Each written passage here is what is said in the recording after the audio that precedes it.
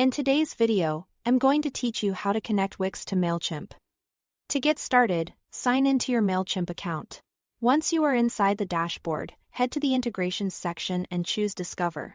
This area is where Mailchimp lists available apps and services you can connect to your account. In the search bar, type Wix. Then click on the Wix integration tile when it appears. After that, click Connect, and in the pop-up window, click Continue to move forward. Next, you'll need to grant account permissions so the two platforms can work together properly. If you are not already logged into Wix, you will be prompted to sign in at this point. Once you are in, select the specific Wix website you want to connect. This is important if you manage more than one site, since you want to be sure you are linking the correct one. After choosing your site, take a moment to review the permissions being requested. These permissions allow Mailchimp to access and manage relevant information from your Wix account, such as store data, subscribers, coupons, and related marketing details.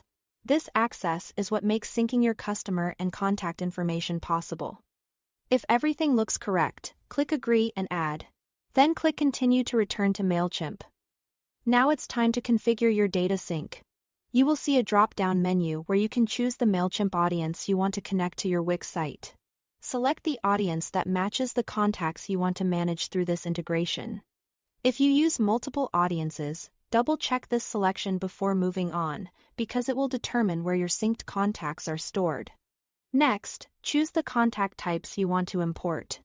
For example, you may have the option to bring in subscribed contacts, unsubscribed contacts, or both, depending on how you want your records organized. Make sure your choice reflects how you plan to communicate with these contacts later. After that, review the field mapping between Wix and Mailchimp. This means checking that information from Wix, like first name, email address, and product tags, is being matched to the correct fields in your Mailchimp audience. Accurate mapping helps keep your data clean and ensures your campaigns and automations can use the right information. Once everything looks good, click Save.